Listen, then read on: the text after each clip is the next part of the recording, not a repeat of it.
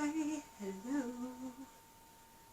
Well, I kind of would say Happy Tuesday, but I'm freezing, so it's not exactly Happy Tuesday. And I've been rooting at the back of the wardrobe, and I found my long cardigan.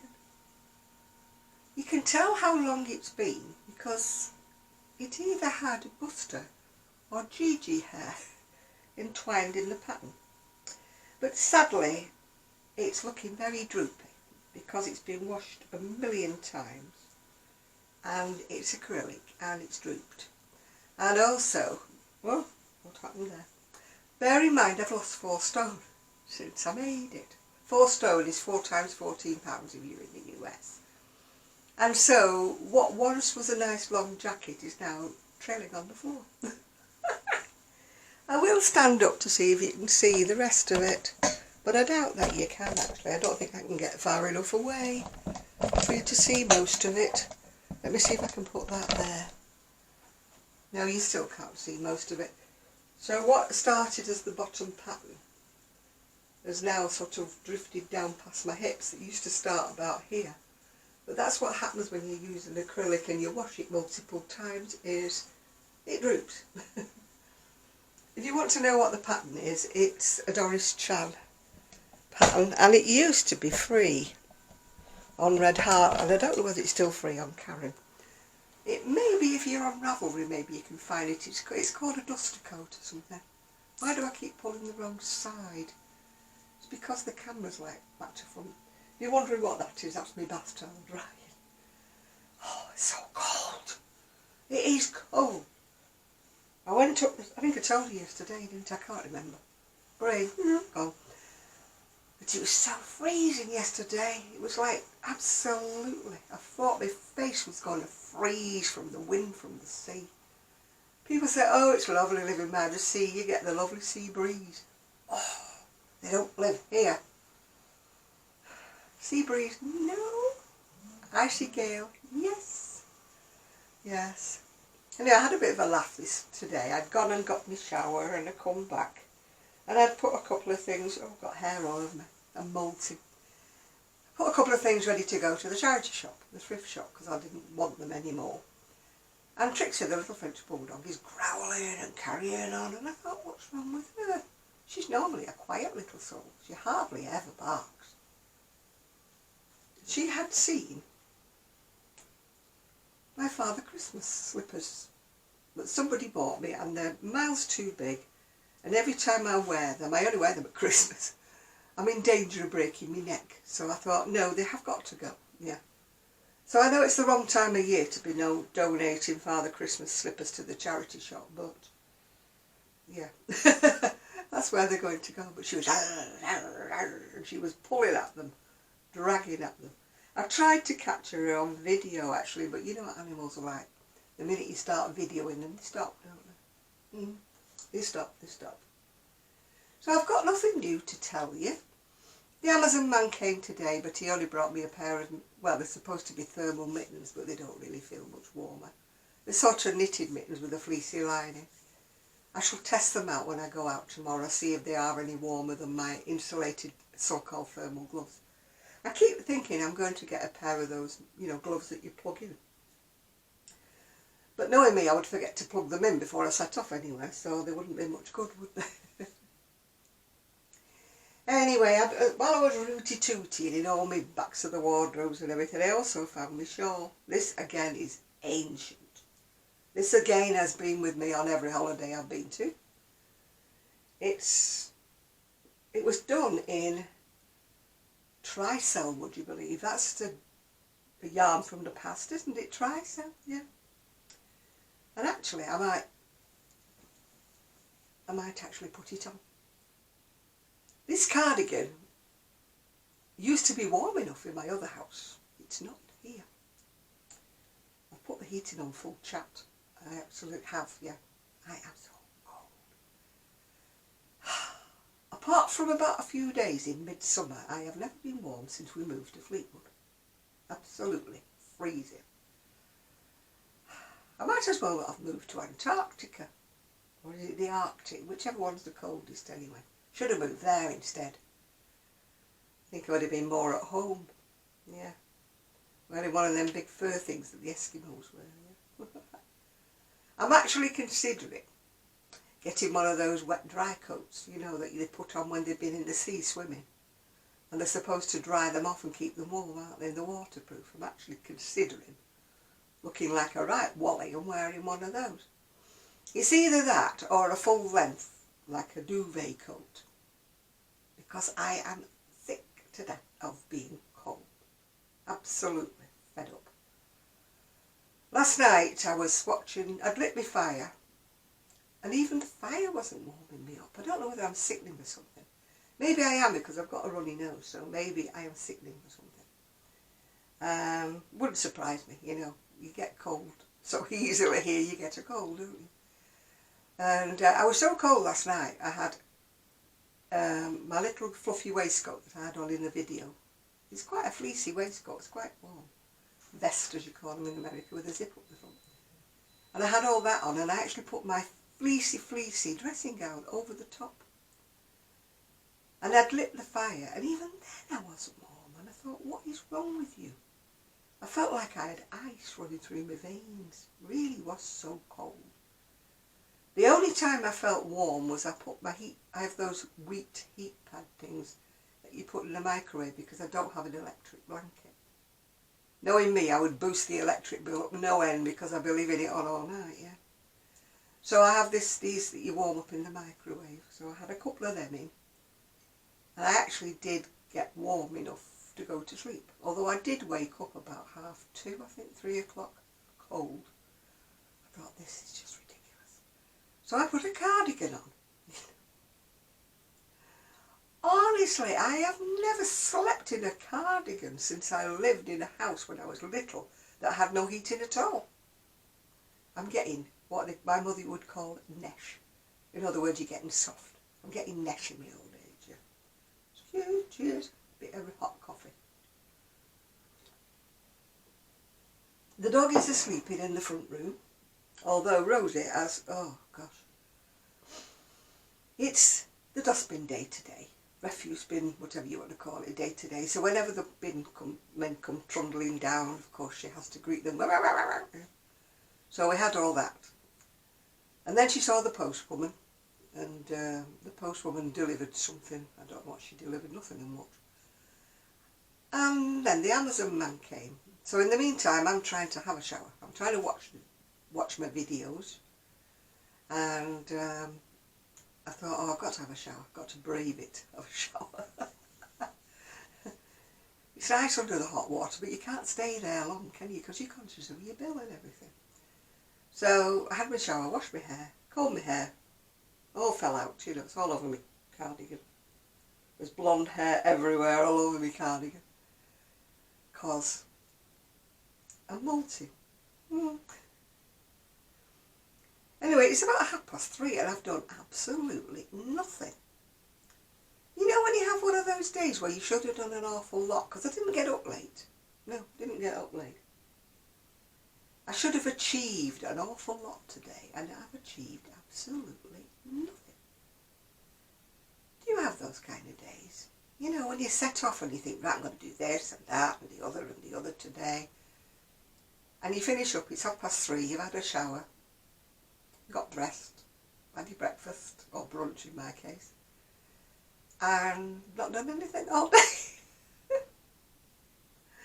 I haven't even picked up my knitting. I haven't done anything. I did manage to do about 6 rows last night, yeah. Oh, and I have put my washing in the washer. Only a little bit of washing. So I need to bring that out and put that to dry somewhere on my clothes area. The sun is shining. It's quite bright in here. But it's not warm. It's lying to me. Sun, why don't you have a bit of warmth? Can you ever have a cold sun? You know, an icy sun, because I think we do here. Oh, besides this shawl, I actually found this one. And I cannot remember who made it for me. Somebody made it for me. And it feels very much like Karen. You know, the silky Karen? So this will be one I will be wearing. It's lovely, isn't it? But I'm sure I didn't make it. I'm sure somebody else made it. If I made it, I can't remember. If you made it, let me know. Got a lacy edging on the bottom. I really can't remember. Happens to me a lot now these days. I see things and I think, did I make that? At one time in my life, I had some lovely people who used to send me yarn, used to send me gifts, used to send me things that they made for me. And although I said at the time who gave me what, I'm sure in my videos way back, way back, I would have said, you know, thank you to whoever it was who sent me everything. But I can't remember whether I made this or whether somebody else did.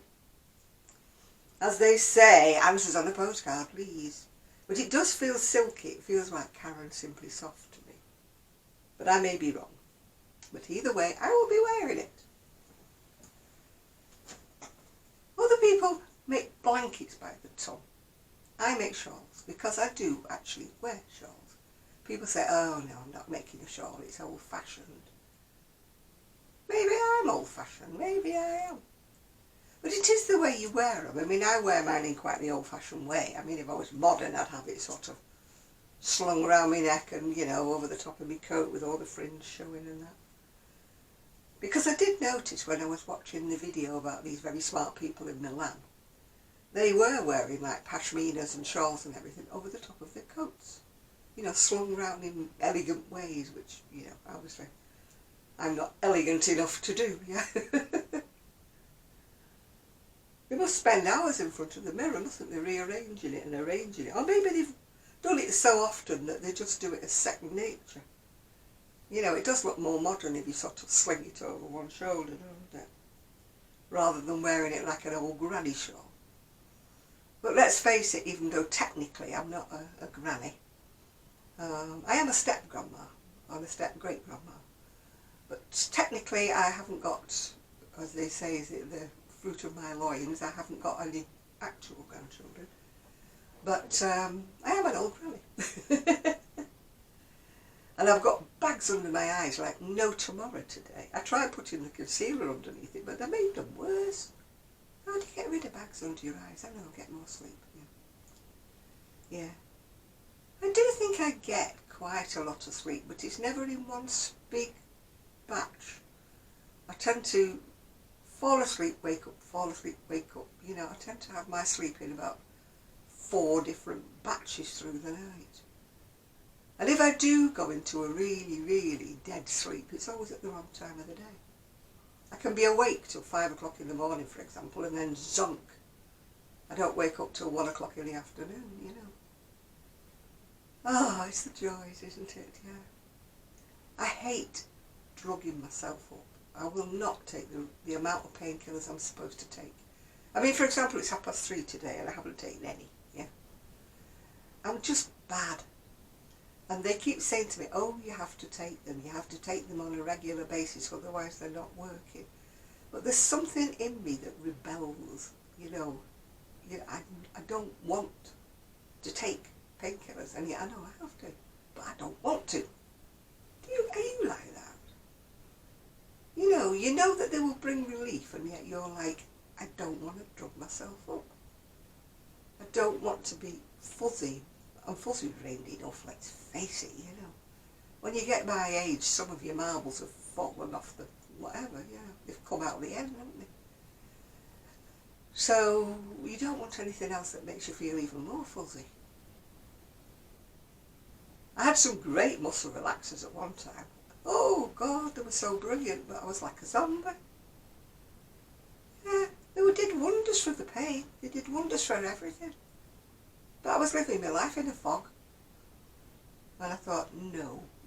At least if you've got pain, you know you're alive, don't you? You know what I mean? Oh, talking about alive, I had a message today from my cousin.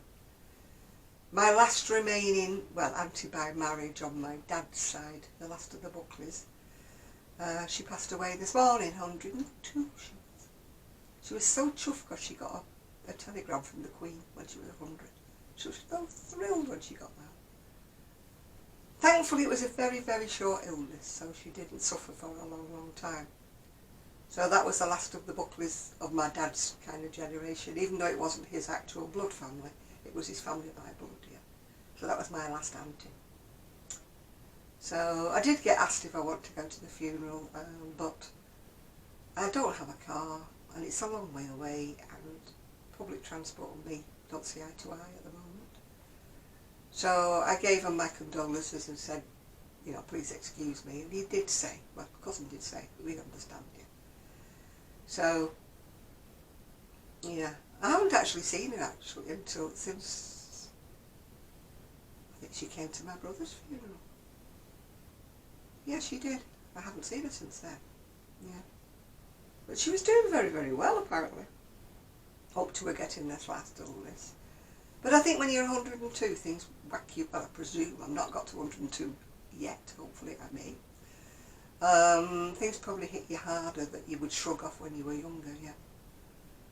I know things, simple little colds and things seem to linger with me much longer than they ever did when I was younger. Touching wood, not that I've had. I'm hoping this isn't a cold, although I have a very runny nose. I'm sure you didn't want to hear that, did you? You didn't want to know, did you? And maybe that's why I'm so shivery. Maybe that's what it is. Maybe I have sort of like beginnings of a cold or something. I'm not like men though, I'm not going to call it man flu, you know. Men never have a cold, do they? Men have flu. They're always dying with flu, aren't they? My ex could never have a simple cold, you know. No. We women would have a cold, blow our nose, get up, do the housework and do everything and just say, it's so annoying this cold, I have to keep stopping to blow my nose. We might take a couple of paracetamols and we may have a lie down in the afternoon. But by and large, we women just struggle on, don't we? And then they say women are the weaker sex. They have to be joking, don't they? We soldier on. So I think I've just got a runny nose for some reason or another. As they say, TMI, too much information. Too much information, Janet. They don't want to know that, yeah. Well, apart from that, I've got nothing really to tell you. I'm hoping to brave it down the seafront tomorrow. Maybe I know what I should be doing today. I should be cutting my hat down the centre. I have a hat that I pull on. You may have seen me wear it when I bought it. It's lovely, it's got fur around it. And it's got a bobble on top and you pull it over your head like a balaclava. And I'm not being vain, but if I'm going anywhere and I have to take it off, it takes my hair with it. A little bit of hair I've got left. So I was thinking of splitting it down here and putting some buttons on it. My friend gave me the idea because she bought one that has buttons. So it would be much easier to put the hat on and then bring it round and button it, you know, under the neck. And it comes up here actually. You can actually have it over your nose and your mouth. It's great. So I think I need to get that out of the cupboard and see if I can do something with it. If I can find any, I don't care if it doesn't match, any yarn that maybe matches and some buttons and put 3 or 4 buttons on it there. Good idea, Janet, think about it. Yeah. I did buy another one that was black, that was lovely with actual fur, well not proper fur, but imitation fur, all around the edge of the hood, which was great, except I've got a little head. And it just went straight over my face. The fur was down here somewhere and I kept putting it back and it kept falling over. So that's like a sort of a balaclava type hood. So maybe that's what I should be doing today, being as I'm not doing much knitting with my handy poo here. Maybe I should be trying to tack up the hat, you know, see if I can make the fur balaclava hat fit and cut the other one, see if I can make that one fit. Because sadly the little furry earmuffs that I normally wear, that normally keep out all the wind and everything, weren't quite warm enough yesterday. They weren't, yeah. I need to sort out the hat situation, yeah. Because anything I crochet or knit, the wind seems to go right through the stitches no matter how closely I make them. The wind goes through the stitches. I think I need a thermal hat to match the thermal mittens I've just made. Yeah. Oh, Things like this I've never had to have in all my life. I've never had to have things like this. My dad would have said it was a lazy wind. In other words, it doesn't go round you, it goes straight through, yeah. My son calls it bracing. I have a different word for it, but I won't swear. Bracing is not the word I would describe it as. No. But the locals who live round here are still walking about in shorts. I think it's whatever they've been brought up and got used to, isn't it? Yeah. But I'm not a southerner. My friend's a southerner. She'd feel in the cold something dreadful. In fact, she's still laid up with a bad cold she's had all week. She had pneumonia. She said she'd never had pneumonia living in London, but she's had pneumonia. Yeah. And but I've come from Manchester, which I can honestly say, apart from a few days when it was snow and stuff like that, I think it was even warmer in Manchester when it snowed. Oh, why did I move to the coast? We did come, in fairness, on a very, very hot, gorgeous day to look at this house. And it did look lovely. And we went up on the seafront, and it was lovely. And it was beautiful, and the sun was shining. And it deludes you into thinking it would be lovely to live here by the sea. And then we moved here in December. That's when we finally moved in. We came to look at the house, I think it was probably August. But you know how it churns on and on and on. You've got to sell your house and COVID was we were in the middle of COVID, and our accountant and our solicitor and everybody was off ill. Even the house agent was off ill. So it was dragging on and on, you know, the house sale. And we didn't finally get here till December. And you know the saga of that, you know, we found out there was a heck of a lot of work needed doing on the house. We didn't know it had been empty for 6 months. They didn't tell us that bit. And it was freezing. The windows leaked. They were metal windows and the wind just howled through them. The central heating, well, I think it was older than the house. It was either on or it was off. There was no happy medium. When it was on, it was sort of hot, but not hot enough to warm the house, because the brickwork, my son said the brick and everything was so cold because it'd been empty. You know, it takes a while to warm everywhere up, doesn't it? And we've been here 3 years yet, and I don't think we've warmed it up yet. I keep sitting in this room, which is my bedroom annexy bit, because it is one of the warmest rooms in the house. The sun actually shines on this bit. Never shines in my lounge. Never, ever, ever. I left a house that was hot with the sun, in the winter sun, in the back of the house. And then in the afternoon, it went straight over and it shone into the front of the house. So you always had a choice of room. I used to stay in the back, in the dining room bit, and the bit where the French windows were and everything. Stay in the back, stay out on even on my decking, till about 2 o'clock, say. Lovely and hot. And then after that, I used to go into my lounge, because then the sun would move straight over and the lounge was lovely and hot. So I've never been used to living in a cold house since I was a kid, really. Well, since I was a teenager, because the house, I told you, the shop we moved into was freezing cold, yeah. But you get, after 50 odd years in a lovely warm house, you kind of get used to it, don't you? My old bones just feel the cold, you know. So, oh God, this is me having a whinge. Whinge today. Whinge Tuesday, should I call it, shouldn't I? Janet is having a whinge because it's Tuesday and she's cold. Anyway, I'm going to go now and find that hat, I think, and sabotage it.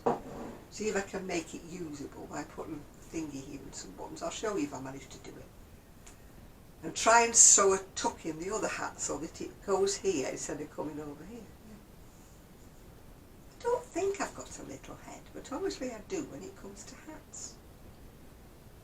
Because, you know, the waterproof cape I had for the other scooter, I couldn't keep that hood on. That was like the same. I'd be going down the seafront and I'd be like that, trying to put it back because I couldn't see where I was going. because it would fall straight over my face.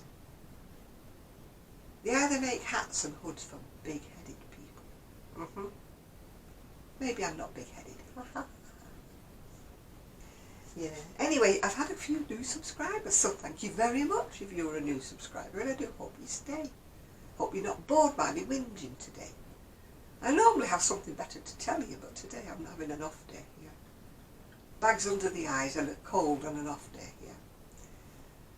So, I shall go and drink my coffee, try and sabotage the hat, go and sort my washing out, try and get it dry on my hair if I can, yeah.